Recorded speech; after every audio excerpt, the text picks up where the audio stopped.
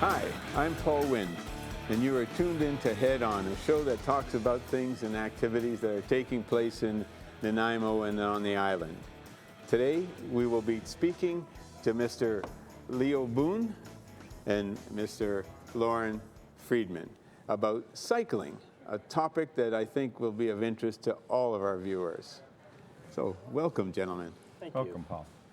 Hey, first thing I'd like to know is when did the organization get going?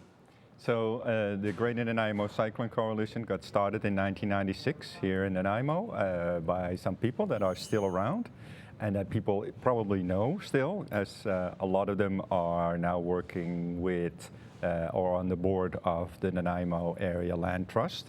So that's that same group of people that actually started it, and we have some people still working in the organization and that are still around, some in their 60s and some in their 80s. And they're still riding. What motivated them to get, something happening, Well, it's a matter of making it safer for riders in Nanaimo. We want to have opportunities to travel however we want. It's important that not the car is the focus of transportation. We want people to have opportunities to have active transportation, to walk and to ride. Yeah, well, the GNCC, if I can shorten it, Go right ahead. You guys have a lot of different activities and groups that you sort of focus on to teach them about riding. We do. We promote cycling, all forms of cycling. So we try to work with all of the other cycling groups as well and give them opportunities, like at the Bike Summit, to come and demo and talk about what their activities are, whether that's mountain biking or BMX bikes or road biking. And then we basically do a couple of things. We do a lot of education. So we have courses where we teach kids and adults cycling skills. So that could be from beginners, but even people that haven't cycled for a bit or people that want to learn how to cycle in traffic, how to actually tackle a hill, and how to use their gears or brakes, or how to take a corner. They have lots of opportunities to become a better cyclist. And there's maintenance and repair you workshops do maintenance as well. and repairs too, Absolutely. It's a great skill to have, that kind of independence that you can fix your own flat wherever you are, or oil your chain, or tighten up your brakes, adjust your gears. Leo does it all. Yeah, how about you? You do it too? Oh, I see. I help him. I'm his right-hand man. I mean, you at least cycled here today. I unfortunately took a car. I got a car. The other thing that we're working on a lot is on the advocacy side. So this is on urban planning. So we want people to have the opportunity, because I think every city is a happy city when people have a choice of what kind of form of transportation they want to use, how they get to work or play, or where they go and eat, or where they live. People want to have choices. And that's sometimes difficult when you have, for a long time, geared your entire transportation system and your planning and your layout of your city on one mode of transportation, being the car. And therefore we have a lot of neighborhoods with no sidewalks. So we are keen defenders of both cyclists but also pedestrians, that pedestrians also have a right to have free access to our road system and can walk there safely. And as you've seen in the news, we've had some fatalities over the last month, which is totally unnecessary. Well, this is again a question of the driver training too. I mean, in a sense, making drivers knowledgeable about cyclists and pedestrians. But the thing with cycles is they move faster, and they're more on the road, the traveled road. Now, what I was thinking is, do we have sort of established cycle paths, like marked cycle paths in Nanaimo? Yeah, all over the place. More and more, as the last couple of years have gone by, the new cycle paths on Boundary Road right by the hospital, And of course, we use the ENN Trail all the time. There's the Parkway Trail. Those are segregated bike paths, which is the ideal mode of transportation for a bicyclist. That makes it safe. You'll notice in many of the cities around the world, they're making more and more of these kinds of cycle paths.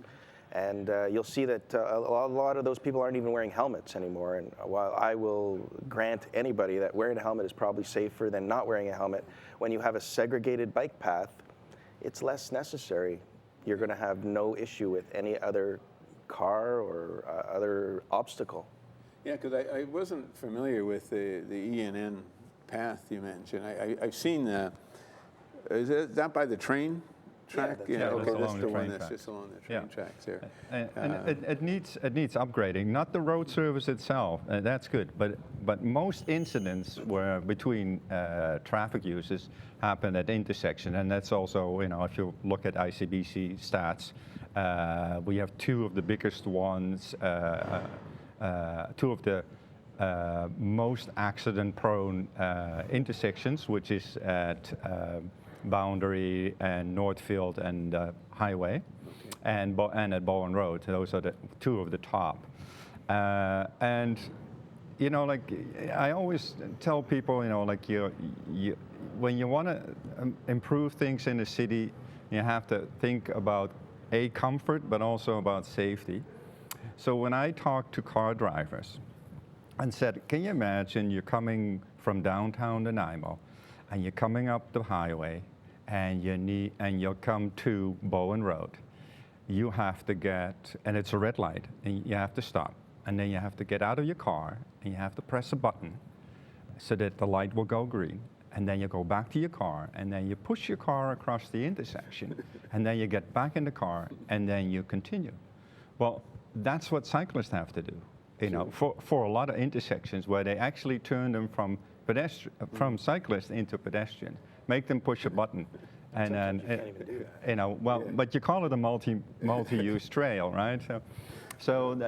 And because this is a jurisdiction both provincial and municipal, right. it is harder to change, but we will see the changes coming. Do you have much support from the political end of things, the city fathers? And I'm glad you asked.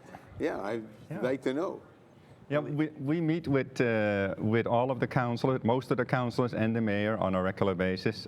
I also am a member of the Planning and Transportation Advisory Committee.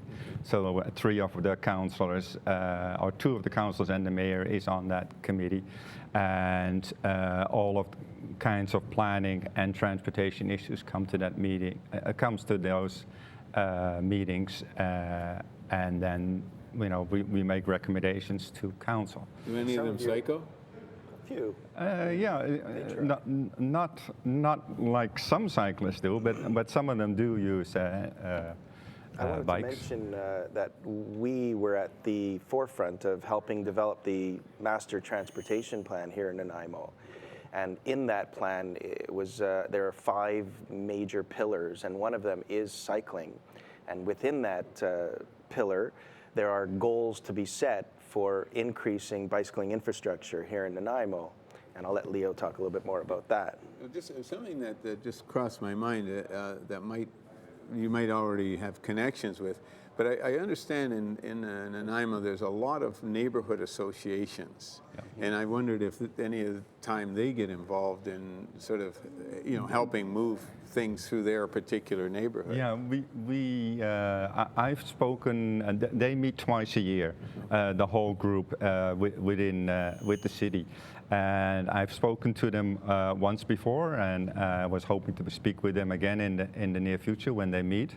We always like to stay in contact with individual members of the neighborhood associations, and when we bring things forward, or when the city brings forward, like plans to make changes or upgrades, they always involve the neighborhood association. Yeah. And so at those consultation meetings, we sit with them at the same table, so we get to interact with them as well.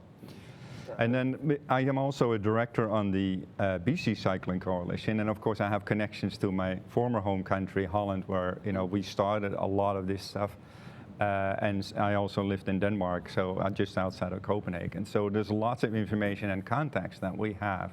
And we have a network of urban planners that we pull from, of all kinds of road treatments and ideas and how things are done.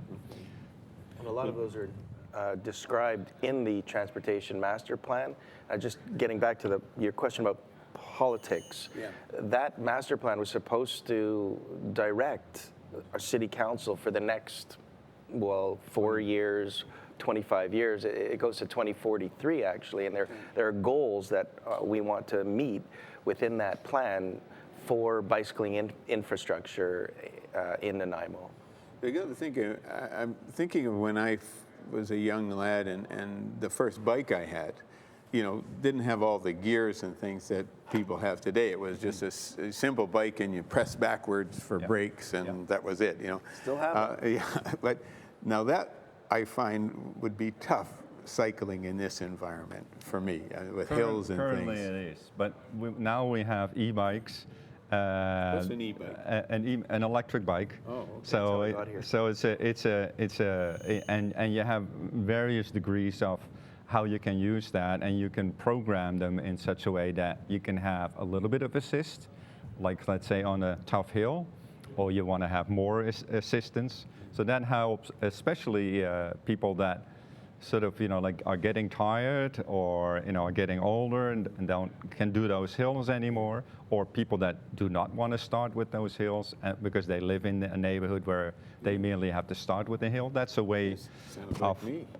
They're awesome. I have one myself. I'm riding for a year and a half now on an electric bike, and they're tremendous. And I'll grant that you're not going to get the same workout that you would on a regular bicycle, but I get a moderate workout every day because I don't use the full electric assist that I could usually. It might be cheaper than an automobile, though. It's considerably cheaper than an automobile. Cheaper. Yeah. I was going to say, on the 23rd, you had a bike special summit in Beban Park. That's right. I'm sort of new to Nanaimo, and I used to call it Beban Park, and everybody was always checking me. So Beban Park. Yeah. And what sort of things went on?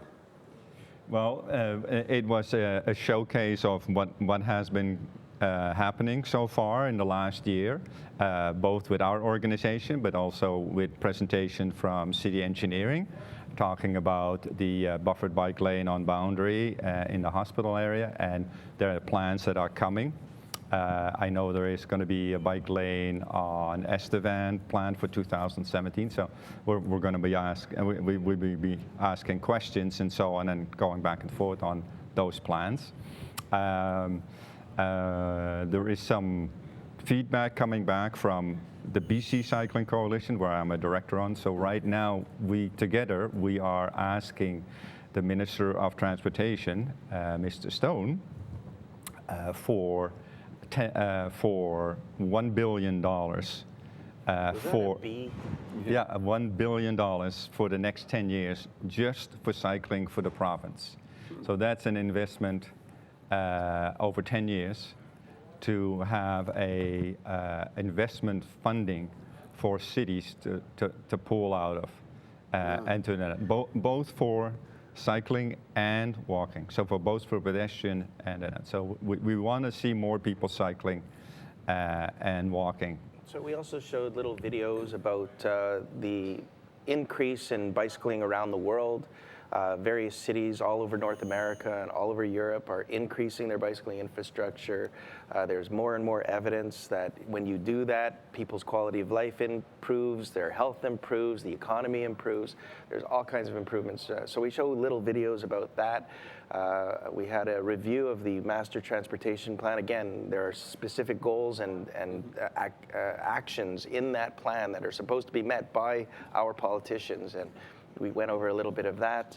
The bicycle stores are also going to be there, showing their wares, showing some of the new products that they have. And what else did we do, Leo?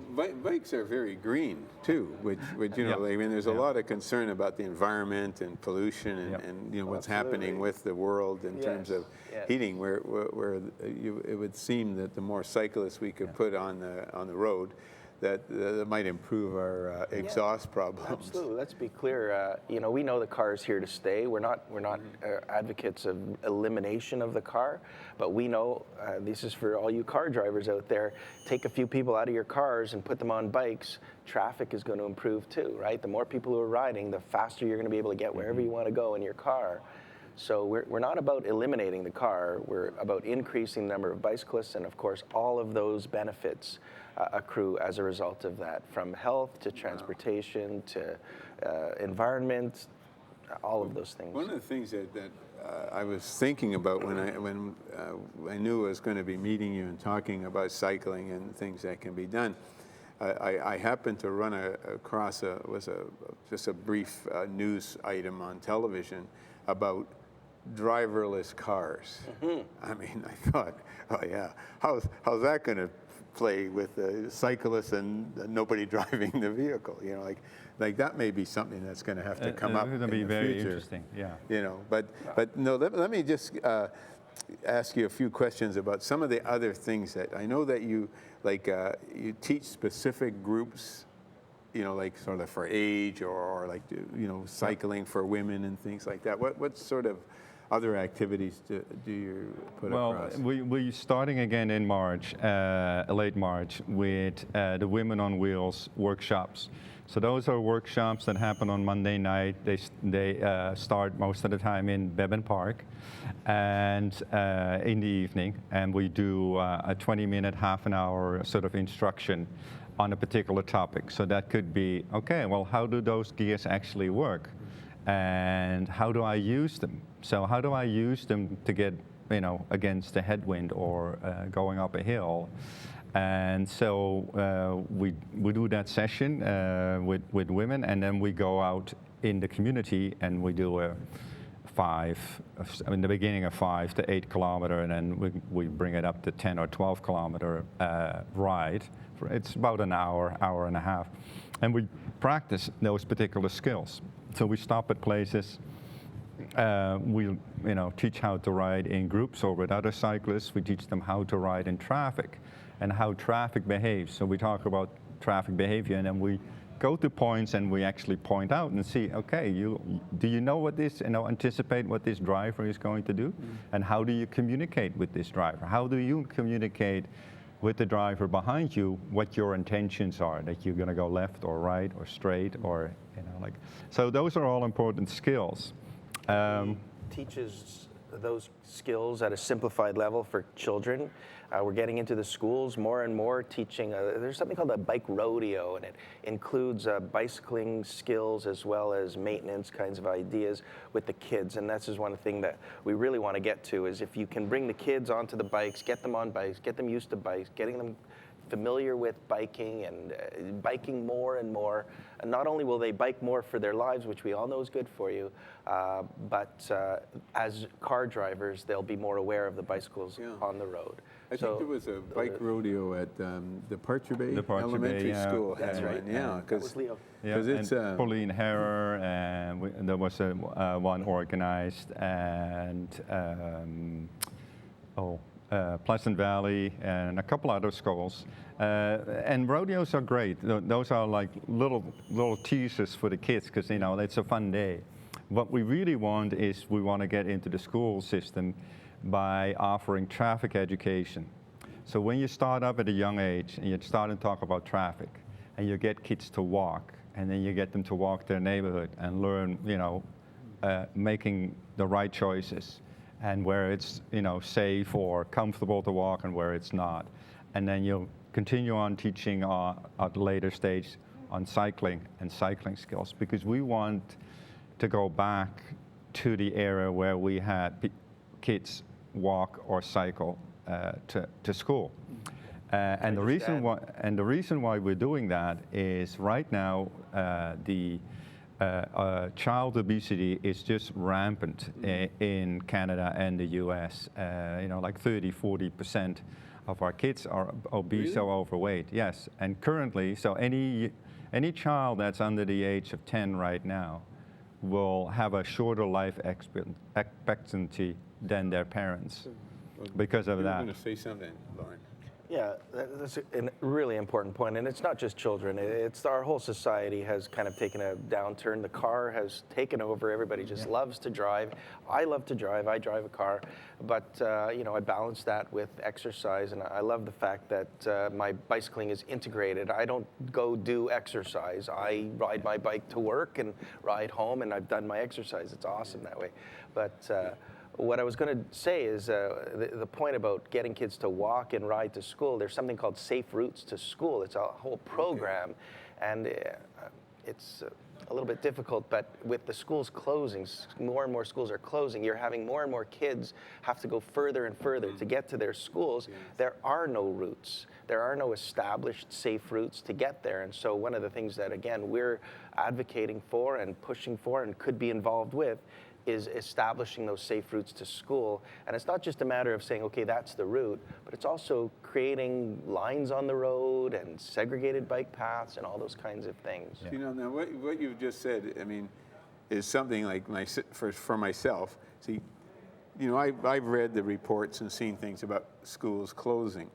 Never once thought about, you know, that means that these kids are still going to have to go to school, and they're going to have to go maybe 3 times the distance that they used to. Very true. And how do they get there, and how safe can they be in doing that? Right. So If we had that infrastructure, you know, maybe it wouldn't be so bad to get on your bike. When right? I meet people, you know, like on the street, and I talk to them, and they say, "Oh, what about the weather? Isn't it crazy? Isn't the world going nuts?" And I said, "Yeah." And they said, "Yeah, you got any kids?" And he said, "Yeah, you worried about that?" "Yeah, and I am." And he says, "Okay, do your kids walk to school or bike to school?" No, I drive them." And so 90% of the kids gets driven to school. So I said, so you add to the pollution and you add to global warming. And it says, and then the fact is that they're not getting their daily doses of 60 minutes of activity. So what do you do? Oh, I drive to the gym or the pool or and so that's where you get all this traffic from, is that,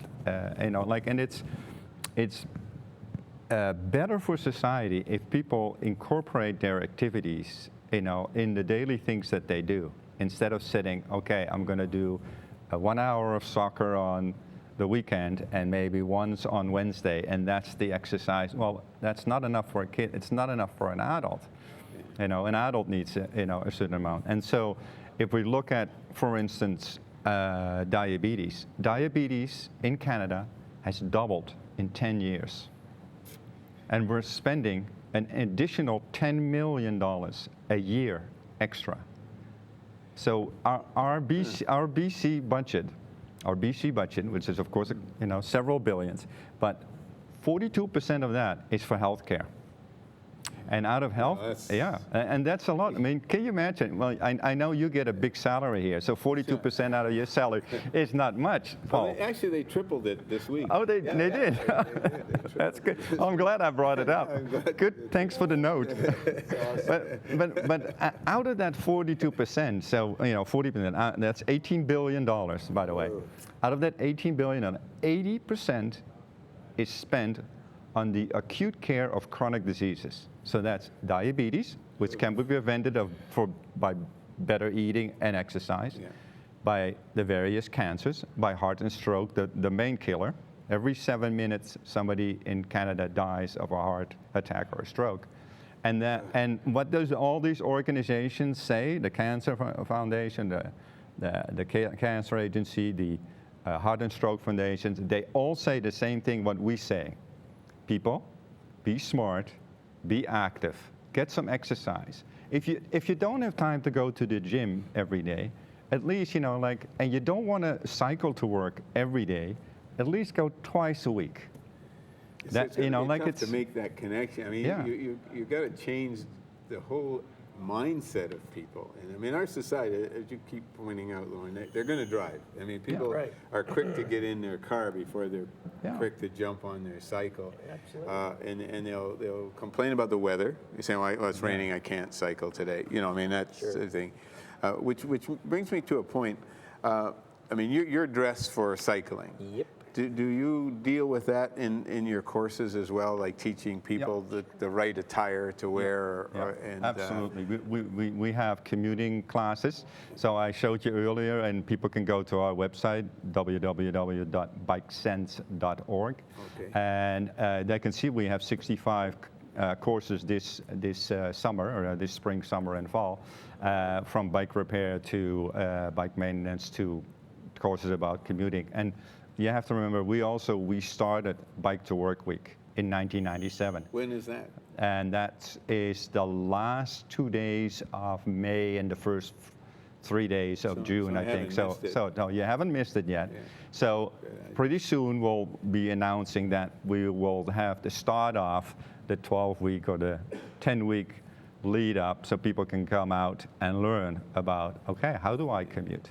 Maybe we'll have to maybe do this again closer to some of those events, just so you can say, look, let's promote, this May event, where I just wanted to mention something about Bike to Work Week. We have this, it's not an actual competition so much as it is just a kind of a fun tallying of rides that people do, and some of the businesses, we try to get businesses connected to this kind of thing, and we track how many people in your business ride during Bike to Work Week and say who's the winner. Well, you know who wins almost every year? The hospital. The hospital wins because they have a lot of people riding, and a lot of the people who are riding are doctors. Why are the doctors riding to work every day? And they don't just ride during Bike to Work they know Week. something we don't know. They know something that we do know, right? How about businesses? You mentioned businesses briefly, and we're sort of running out of time, but how about, do they put like showers and things, availability? We have another program called the Bike Friendly Business Program. So businesses can contact us, and we can do consultations with them, and we show them, like how to make it easier for their employees, for them to cycle to work. So they have the right facilities, they have the right secure lockup for their bicycles, and so on. So, I mean, and it's easily done.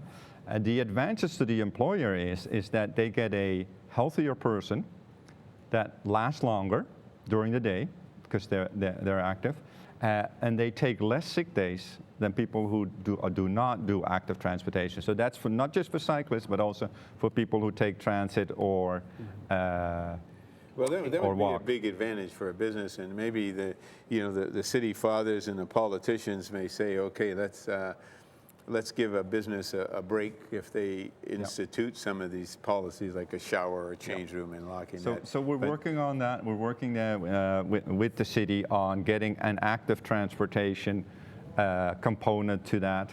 And then, in addition, I just wanted to come back because some of the politicians say, "Oh, well, it's all about money, and you're never going to change or get people out of cars." Yeah. And I always say to them, "Remember 20 years ago, like 1996, like we would be all sitting here, and we would be having this interview, and we would be smoking cigarettes. It would be blue in this room." Hey, listen, I'm sorry, we've run out of time, and it's been very interesting and informative, and I really invite you to come back, during the summer, sort of the spring, and get something We'd like that happening about Thanks for what people inviting can us. do. You're welcome. Thanks very much. Thank you, Paul.